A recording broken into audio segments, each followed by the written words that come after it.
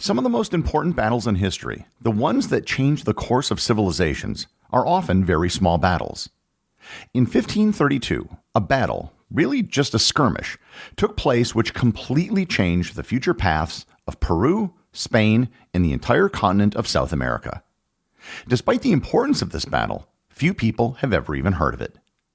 Learn more about the Battle of Cajamarca and how it changed the shape of the world on this episode of Everything Everywhere Daily.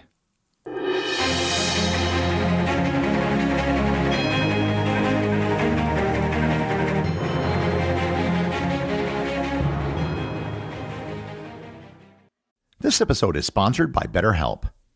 We're far enough into 2024 now that most people have already forgotten about their New Year's resolutions, but that doesn't mean the things you wanted to change have necessarily gone away. Most of us don't need to overhaul our lives completely. Most of us simply need to recognize and focus on our strengths. It isn't necessary to make extreme resolutions. You just need someone to help you recognize what you're doing right so you can work on what needs improvement. BetterHelp is all about making professional counseling accessible, convenient, and affordable. With BetterHelp, you can connect with a licensed therapist from the comfort of your own home via online video sessions, chat, or phone calls. No matter where you are or what you're going through, BetterHelp is there for you. Just fill out a brief questionnaire to get matched with a licensed therapist, and you can switch therapists at any time for no additional charge. Begin identifying your strengths so you can work on the rest with BetterHelp.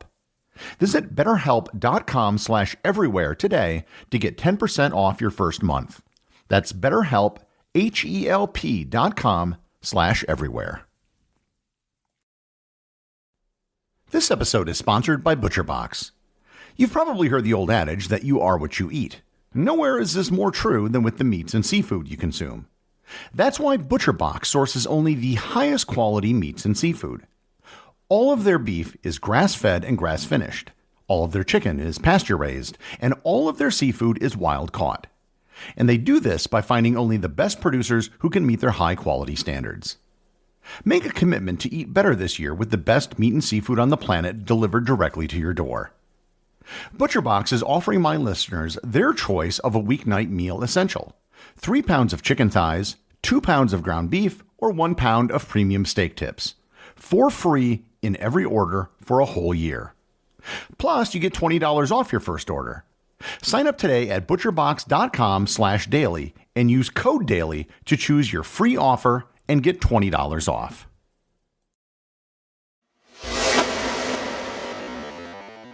I'm guessing that most of you listening to this are not familiar with the Battle of Cajamarca. However, you should be. By the end of this episode, I hope you have an appreciation for the event that took place almost 500 years ago and how it shaped the world in ways that still can be felt today. The year 1532 was 40 years after Columbus arrived in the Americas. Spain had established a foothold in the New World. Hernán Cortés had conquered the Aztec Empire in Mexico, Spain had major ports in the Caribbean, and had begun the takeover of Central America. However, at this point, they still hadn't conquered what would be perhaps their most lucrative colony, Peru. Peru was further away than Mexico or the islands in the Caribbean, which could be accessed directly by ship from Spain. It was in the Andes Mountains and had to be accessed by land or at least by ship from the Pacific coast. Peru at the time was ruled by the Incan Empire. The Incas were not an ancient empire at that time. It was established in the 13th century in the Peruvian highlands around the city of Cusco. According to Incan mythology, the first emperor, Manco Cápac, founded Cusco and started the dynasty. Initially, the Incas were one of several small and competing tribes in the region that happened to become the one that was the most powerful. The Incan Empire is certainly worthy of its own episode in the future, but for the purpose of this episode, we can establish that the Incans were the dominant power in the region, a position that they had held at this point for several centuries. Most importantly, in the early 16th century, just before the arrival of the Spanish, the Incan Empire had reached its zenith under the 11th Incan Empire, Huayna Cápac. The empire stretched from present-day southern Colombia to central Chile, including most of Peru, Ecuador, Bolivia, and northern Argentina. This vast area was home to diverse peoples and environments, all integrated into the empire through an extensive system of roads, sophisticated agricultural techniques, and a centralized administration. Of all the great pre-Columbian civilizations in the Americas, the Incas were by far the largest and the most powerful. However, a united, powerful empire under a great ruler is not what the Incan Empire was by the time the Spanish arrived. Huayna Capac died in 1527 of some disease, which was probably a disease brought by the Europeans like measles or smallpox. Around the same time of his death, his eldest son and heir apparent died as well. This resulted in a struggle for the throne between the two youngest sons of Huayna Capac, Huáscar and Atahualpa, and the start of the Incan Civil War. Atahualpa, based in the northern city of Quito, and Huáscar, ruling from the traditional Incan capital of Cusco, engaged in a bitter and bloody struggle for the control of the empire. The conflict weakened the Inca state both militarily and administratively, culminating in Atahualpa's victory in 1532. The timing of the Civil War could not have been worse. The war weakened the Inca Empire just at the exact moment that the Spanish were about to enter under the leadership of Francisco Pizarro. Estimates have been placed on the number of Incan losses on both sides of the conflict at around 100,000. Francisco Pizarro was a Spanish conquistador born around 1474 in Trujillo, Spain. Motivated by tales of rich civilizations in the New World, he traveled to the Americas for fame and fortune. He joined Vasco Núñez de Balboa in his expedition to cross Panama to the Pacific Ocean, and he later turned on Balboa, resulting in Balboa's arrest and execution.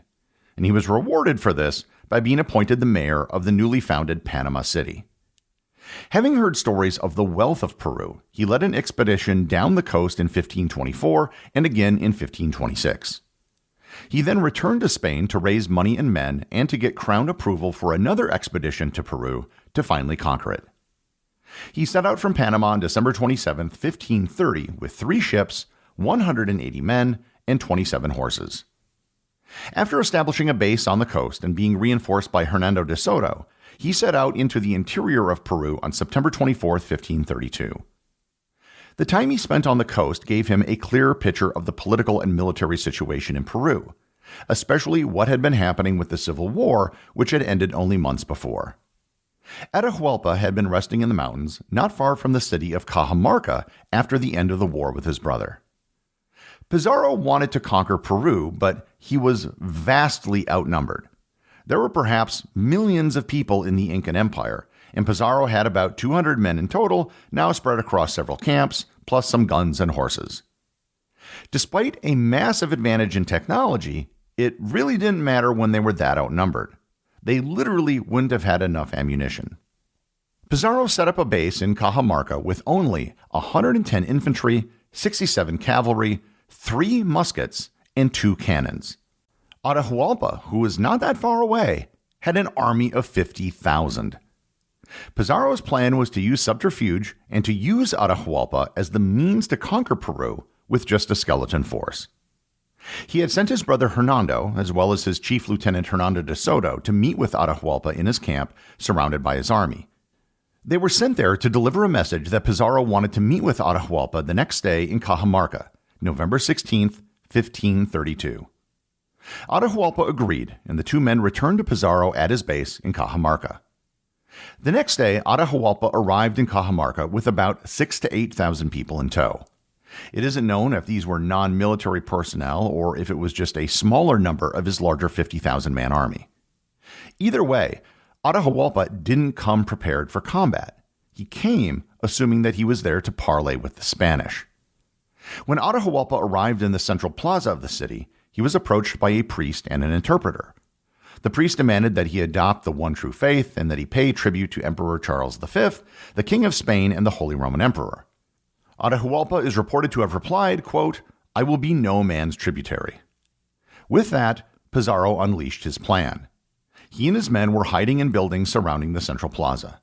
At the appointed moment, they opened fire with his muskets and cannons, and his cavalry ran into the central plaza. And here I should note that while this is usually called the Battle of Cajamarca, it's also sometimes referred to as the Massacre of Cajamarca. And I can't say that is an unfair description. Atahualpa and his entire retinue were not prepared for battle. They had come under the guise of diplomacy, not looking for a fight. When the fighting began, the Incas were not just caught by surprise, but they were simultaneously experiencing firearms and horses for the first time in their lives. They were in a state of shock, not just from the surprise attack, but from the loud guns and cannons and the strange creatures that these men were riding. Over the course of the next hour, several thousand Incas were killed, with the estimates being placed between 2,000 to 5,000 and thousands more being captured. The Spanish had 0 casualties. In fact, the only injury that was sustained was on Pizarro himself. He had a cut on his hand when he rushed in to capture Atahualpa. His wound didn't even come from an Incan, but from another Spanish soldier who was trying to kill Atahualpa. That was the point of the entire ambush. Pizarro knew that the best chance they had was to capture Atahualpa alive, not kill him. Atahualpa wasn't even standing upright by all accounts. He was sitting on the litter that he was carried in on. His servants would throw themselves in the way of the Spanish, sacrificing their lives to protect their ruler. Not only had the Spanish captured the leader of the Incan Empire, but they had also killed many of Atahualpa's top commanders in the process, leaving the Incas leaderless. The remaining Incan forces that were outside of town ended up scattering after the attack. Pizarro then demanded a ransom for the release of Atahualpa, an incredibly steep ransom. He demanded that the Incas provide a room filled with gold and then 2 more rooms filled with silver. Pizarro was going to get the riches that he had come to the New World for. After several months, the Incas managed to assemble the ransom, a room filled with gold and 2 with silver. However, Pizarro didn't hold up his end of the bargain. Instead, Atahualpa was put on trial for 12 different counts, including killing his brother during the Civil War and plotting against the Spanish. Pizarro didn't want to put Atahualpa on trial at first. Rather, he agreed to do it after pressure from his men. Pizarro wanted to send Atahualpa back to Spain, where he could be judged by the King of Spain. Atahualpa was found guilty and sentenced to death. He was to be burned alive, which was normally reserved for heretics. But he was allowed to convert, which he did at the last minute, and then was executed by strangulation. The execution of Atahualpa was not received well by Holy Roman Emperor Charles I, who wrote to Pizarro saying, quote, "We have been displeased by the death of Atahualpa since he was a monarch, and particularly as it was done in the name of justice." End quote. With Atahualpa dead, Pizarro, still with a very small number of men, managed to conquer the rest of Peru. At first they did it with puppet rulers, and then finally through direct rule. The Incan army, weakened after years of civil war and with the loss of all of their top commanders, wasn't a force that had to be reckoned with. There were some minor skirmishes with the Spanish, but there were never any major battles that were fought that could have resulted in a conclusive victory. The diseases that took the life of the previous emperor, Huayna Capac, spread throughout Peru over the next several years, making the conquest of the region just that much easier. Spain ended up ruling Peru for almost 300 years until it finally became an independent country in the early 19th century.